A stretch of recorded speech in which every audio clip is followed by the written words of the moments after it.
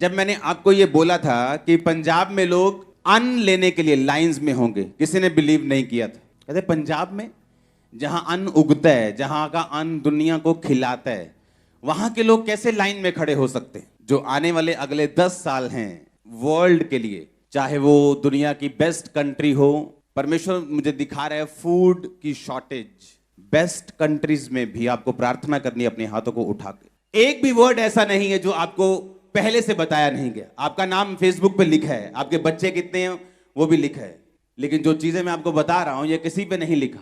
अगले 10 साल जो लीडिंग कंट्रीज हैं, जब लोग ग्रोसरी स्टोर्स पे जाया करेंगे, ऐसे लोग बताया करेंगे कि अच्छा कितने परिवार में मेंबर हैं, इतने, ओके आपको इतना मिलेगा। ये जस्ट स्टार्टिंग होगी, शुरुआत होगी। जो आने वाला समय है जहां पे जब परमेश्वर ने अपनी कलीसिया को लेके जाना और जो बच जाएंगे लोग, उनको बताया जाएगा कि अगर तुमने खाना लेना है तो तुम्हें यीशु मसीह को छोड़ना पड़ेगा, ताकि आने वाले टाइम में लोगों को मालूम होगा कि हमें तैयार रहना है। अभी आपको साल्वेशन इजी मिल रही है, आप मुक्ति प्राप्त करना चाहते हैं, आप आते हैं चर्च में, साल्वेशन ग्रहण करते हैं और चले जाते हैं। आने वाले समय में ऐसा नहीं होगा। यीशु मसीह को ग्रहण करना मतलब अपनी जान को दांव पर लगाना, राशन से दूर रहना, सोशल से दूर रहना, सरकारी चीजों से दूर है। ऐसा आने वाले समय में होगा और ये एक सिंपल एग्जाम्पल होगी। जो जितने मिरेकल्स आने वाले 10 साल में होंगे, पिछले 2000 साल में नहीं हुए, मैं आपको बता रहा हूं, सिर्फ 10 साल में इतने मिरेकल्स होंगे। इतने लोग सेवा के लिए उठेंगे अगले 10 साल में, आप हैरान हो जाओगे। जो ढीठ सोल्स हैं, जो ढीठ प्रजातियां हैं, अगले 10 साल जो इस धरती पे होने वाला है वो भी परमेश्वर के सामने घुटने टेक देंगे। आप बोलोगे ऐसा क्यों होगा? ऐसा इसलिए होगा कि जैसे जैसे ये अंत के टाइम, अंत का घंटा नजदीक आता जा रहा है, परमेश्वर ये चाहता है कि उसकी जो मैजेस्टी है, उसकी जो हॉर्न जिसको बोलते हैं, उसकी जो पावर है, उसकी जो प्रेजेंस है, वो लोगों को मालूम हो। आने वाले 10 साल में हर एक इंडिया का सेलिब्रिटी वचन सुन चुका होगा।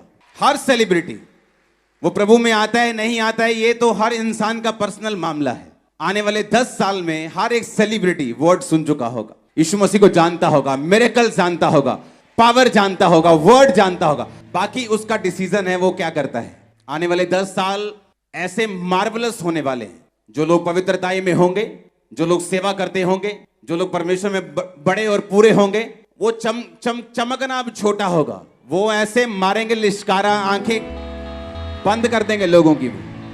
आने वाले 10 साल, मैं सिर्फ 10 साल की आपको प्रोफेटिक वर्ड दे रहा हूं।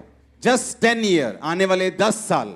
शॉर्टेज अच्छी चीज नहीं, लेकिन ये होगा, पवित्र आत्मा कहता है। देशों के साथ, 1-2 देश नहीं, बहुत देशों के साथ फाइट करेंगे, बल्कि देश खाने के लिए। आपको हाथों को उठाना है कि परमेश्वर तेरे लोगों को तू बचा, देशों को बुद्धि दे। इन समयों में तेरा सुसमाचार तेजी से फैले।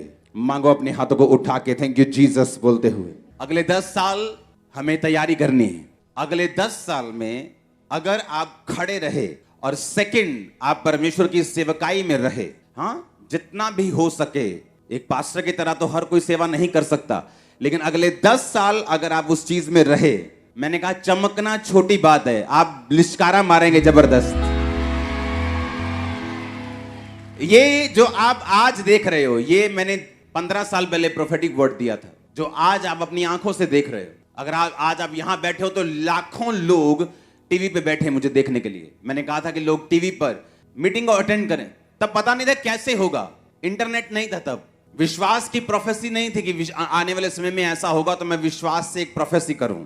वो एक रियल प्रोफेटिक वर्ड था, बिना टेक्नोलॉजी का सहारा लिए मालूम हुए कि क्या होगा।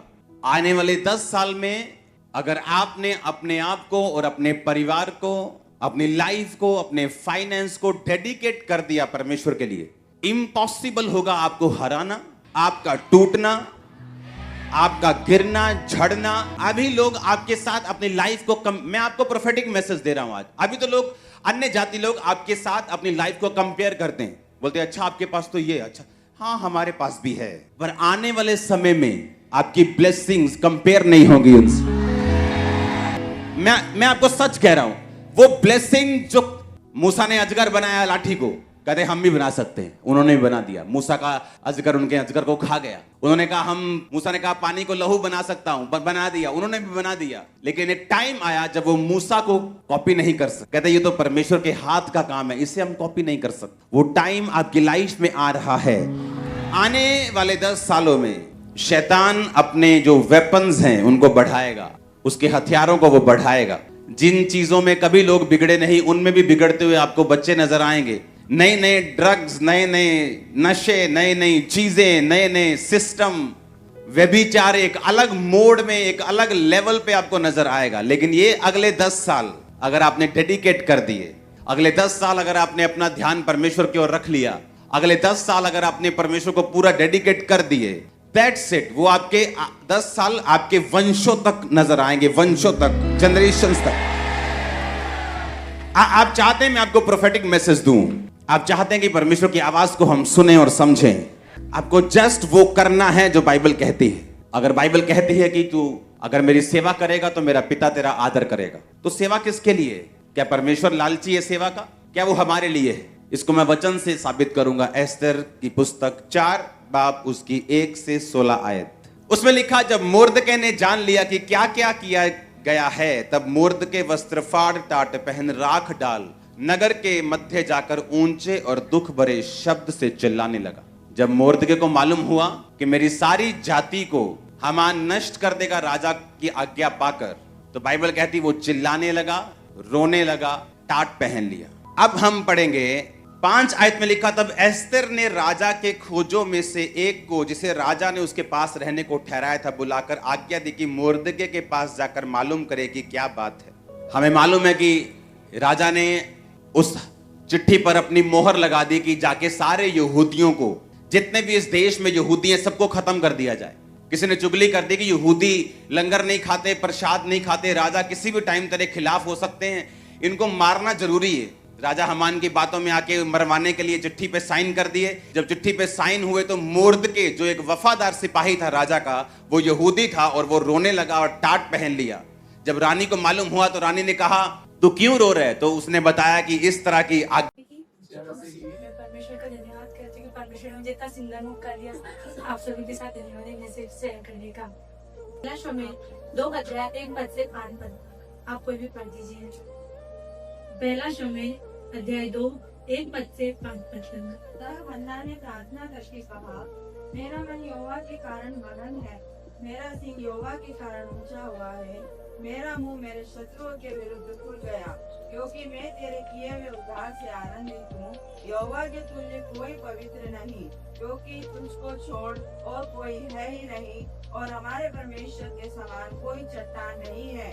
भूल कर अहंकार की और बातें मत करो, और अंधेर की बातें तुम्हारे मुंह से न निकले, क्योंकि यहोवा ज्ञानीश्वर है और कामों का तोड़ने वाला है। शूरवीरों के धनुष टूट गए और ठोकर खाने वालों की कटी में बल का पेटा कसा गया। जो पेट भरते थे उन्हें रोटी के लिए मजदूरी करनी पड़ी, जो भूखे थे वे फिर से न रहे, वरन जो बांझ थी उसके साथ हुए, और उनके बालकों की माता घुलती जाती है। जैसा कि हम देखते हैं यहाँ पर हन्ना परमेश्वर से प्रार्थना कर रही थी कि इस प्रार्थना में हन्ना ने जो शब्द तो वो इस बात को दर्शाते हैं हन्ना का परमेश्वर के प्रति प्रेम, आनंद और उत्साह कितना अद्भुत था। जैसा कि मानो परमेश्वर ने हन्ना को एक नया जीवन दिया होगा। हम लोग देखते हैं अपने जीवन में या किसी दूसरे के जीवन में कुछ ऐसा काम जो नहीं होने के बराबर है, जिसकी हमने उम्मीद भी खो दी थी, और प्रार्थना के द्वारा वह काम हो जाए तो हमारा आनंद और उत्साह पर प्रार्थना और परमेश्वर के प्रति इस प्रकार कैसी होती है। जैसे कि हन्ना कह रही थी कि मेरा मन यहोवा के कारण मगन हुआ, यहोवा के तुल्य कोई पवित्र नहीं, क्योंकि यहोवा ज्ञानीश्वर है। हम देखते हैं 5 पद में लिखा है, वरन जो बांझ थी उसके साथ हुए और उनके बालकों की माता घुलती जाती है। अगर हम बाइबल में देखें, पहला शमूएल 1 अध्याय 1 पद में 18 पद में हन्ना के पास इस प्रकार की सुख शांति थी। उसका जो पति था उससे बहुत प्यार करता था, धन दौलत सभी चीज हन्ना के पास थी, परंतु हन्ना के पास संतान की आशीष नहीं थी। पहला शमूएल 1 अध्याय 5 पद में लिखा है, यहोवा ने उसकी को बंद कर रखी थी। और इसी को हम 6 पद में देखते हैं कि यहाँ पर हन्ना की जो सौतन थी वह उसको उसके कोख बंद होने के कारण अत्यंत उसे चिढ़ाती और उड़ाती थी। वहाँ इस बात को लेकर उसको हमेशा ताने मारती थी। हन्ना जब जब प्रतिवर्ष यहोवा के भवन में जाती और पनिन्ना उसको चिढ़ाती थी, तब हन्ना ना तो खाना खाती और ना रोती रहती। उसका पति उसको समझाता, क्या मैं तेरे 10 बेटों से भी अच्छा नहीं हूँ? परंतु हम समझ सकते हैं उसके पति को दिलासा देने से हन्ना को जब जो दुख है वो दूर नहीं होगा, न ही उसकी सौतन उसे चिढ़ाना बंद करेगी। हम वचन के आगे देखेंगे, पहला शमूएल 1:9 से 11 पढ़ेंगे। तब शीलो में खाने और पीने के बाद हन्ना उठी और यहोवा के मंदिर के चौखट के एक बाजू के पास एली याजक कुर्सी पर बैठा हुआ था। वो मन में व्याकुल होकर यहोवा से प्रार्थना करने और बिलख बिलख कर रोने लगी और उसने यह मन्नत मांगी, हे सेनाओं के यहोवा, यदि तू अपनी दासी के दुख पर सचमुच दृष्टि करे और मेरी सुधि दे और अपनी दासी को भूल न जाए और अपनी दासी को पुत्र दे, तो मैं उसे उसके जीवन भर के लिए यहोवा को अर्पण करूंगी और उसके सिर पर छुरा फिरने न पाएगा। यहाँ पर अगर हम देखें तो हन्ना ने जिस किसी के द्वारा वह प्रताड़ित थी उन्हें कभी जवाब नहीं दिया, ना उनको पलटकर उसके जैसा व्यवहार किया। जैसे कि कई बार हम किसी को जवाब दे देते हैं, कई बार हम दिल से ऐसे दुखी रहते कि नहीं, अब हम उसको जवाब देंगे जब तक हमें शांति नहीं मिलेगी। परंतु यहाँ पर हन्ना ने उसको जवाब नहीं दिया। हन्ना ने परमेश्वर की शरण ली और परमेश्वर के मंदिर में गई, भवन में जाकर प्रार्थना करने और बिलख बिलख कर रोने लगी। यहाँ तक कि वहाँ जो एली याजक बैठा था उसने उनसे कहा, कब तक तू नशे में रहेगी? अपना नशा उतार दे। हन्ना ने कहा, नहीं हे मेरे प्रभु, मैं तो दुखिया हूँ, मैंने ना तो दाख मधु पिया है ना ही मदिरा। मैंने अपने मन की बात खोलकर यहोवा से कही है। अपनी दासी को ओछी स्त्री ना जान। जो मैंने अब तक कहा वह बहुत ही शोकित है और शोकित होने के कारण और चिढ़ाए जाने के कारण कहा है। एली ने कहा, कुशल से चली जा, इस्राएल का परमेश्वर तुझे मनचाहा वर दे। यहाँ पर हम परमेश्वर के प्रति हन्ना का विश्वास को देखते। जब परमेश्वर के दास ने हन्ना से कहा, तू कुशल से चली जा, इस्राएल का परमेश्वर तुझे मनचाहा वर दे। 18 पद में लिखा है, उसने कहा, तेरी दासी तेरी दृष्टि में अनुग्रह पाए। वहाँ स्त्री चले गई और खाना खाया और उसका मुंह फिर उदास ना रहा। हम वचन में आगे देखेंगे, पहला शमूएल 1:19 से 20 पढ़ेंगे। वे सवेरे उठ प्रार्थना को दंडवत करके रामा में अपने घर लौट गए और एकाना अपनी स्त्री हन्ना के पास गया और यहोवा ने उसकी स्तुति दी। तब हन्ना गर्भवती हुई और समय पर उसके एक पुत्र हुआ और उसका नाम शमूएल रखा, क्योंकि वो कहने लगी, मैंने यहोवा से मांगकर इसे पाया है। जिस प्रकार भजन संहिता 51 से 17 पद में लिखा है, टूटा मन परमेश्वर के योग्य बलिदान है, परमेश्वर तो टूटे हुए और पिसे हुए मन को तुच्छ नहीं जानता। हन्ना की जो प्रार्थना थी, हन्ना का जो टूटा हुआ मन था, उसका बलिदान था जो परमेश्वर के सामने उसे रोकर प्रार्थना की थी। परमेश्वर ने तुच्छ ना जाना, परमेश्वर ने जो उसने आशीष मांगी थी वह उस आशीष पर उसे दी। और हम देखते हैं जब हन्ना को उसका मुंह मांगा वर मिल गया, तो जैसा कि उसने परमेश्वर से वादा किया था कि परमेश्वर जब तू मुझे पुत्र दे तो उसका जीवन भर के लिए यहोवा को अर्पण करूंगी। 24 से 28 पद में लिखा है, जब उसका दूध छुड़वाया तो वह उसको संग ले गई। तब हन्ना ने कहा, हे मेरे प्रभु, तेरे जीवन की शपथ, हे मेरे प्रभु, मैं वही स्त्री हूँ जो तेरे पास यहाँ खड़ी होकर यहोवा से प्रार्थना करती थी। वहाँ वही बालक है जिसके लिए मैंने प्रार्थना की थी। यहोवा ने मुझे मुंह मांगा वर दिया, इसीलिए मैं उस यहोवा को अर्पण कर देती हूँ कि अपने जीवन भर यहोवा का बना रहे। तब उसने यहोवा को दंडवत किया। हन्ना का जीवन है इस बात को दर्शाता है कि हमारा परमेश्वर कितना महान है। परमेश्वर जो हमारी प्रार्थनाओं को सुनता है, हमारी इच्छाओं को परमेश्वर पूरी करता है। हम कभी निराश ना होते और हमारे शत्रु हमारे ऊपर विजय प्राप्त नहीं करने देता। जिस प्रकार परमेश्वर ने हन्ना को आशीष दी कि परमेश्वर हमें भी आशीष देता है। आज नहीं तो कल हमारी प्रार्थनाओं का भी उत्तर देता है। हमारे परमेश्वर महान है। हन्ना अपने वादे के अनुसार परमेश्वर ने जो उसे एक पुत्र दिया था, उसने यह भी नहीं सोचा कि मुझे आगे परमेश्वर संतान देगा या नहीं। परंतु उसने अपने एक लौते पुत्र को परमेश्वर को भेंट कर दिया, वह जीवन भर यहोवा का बना रहे। जैसा कि पहला शमूएल 2 से 21 में लिखा है, 2 अध्याय 21 पद में लिखा है। यहोवा ने हन्ना की स्तुति की और वो गर्भवती हुई। उसके 3 बेटे और 2 बेटियां उत्पन्न हुई और बालक शमूएल यहोवा के संग रहता हुआ बढ़ता गया। हालेलुया। हे परमेश्वर, उसने एक नहीं 2 नहीं 3 नहीं और 2 बेटियों को आशीष के रूप में दे दिया। हालेलुया। हमारा परमेश्वर महान है। परमेश्वर ने उसको 2 बेटियां और 3 बेटों के रूप में आशीष दी। परमेश्वर ने उसकी प्रार्थनाओं को खाली नहीं जाने दिया। तेरा परमेश्वर यहोवा मैं हूँ, तू अपना मुंह पसार और मैं उसे भर दूंगा। यशायाह 65 अध्याय 24 पद में लिखा है, उनके पुकारने से पहले मैं उनको उत्तर दूंगा, उनके मांगते ही मैं उनकी सुन लूंगा। आइए हम सब उस परमेश्वर का धन्यवाद करें जो हमारी प्रार्थनाओं को उत्तर देता है और जो हमारी प्रार्थनाओं को कभी खाली नहीं जाने देता है।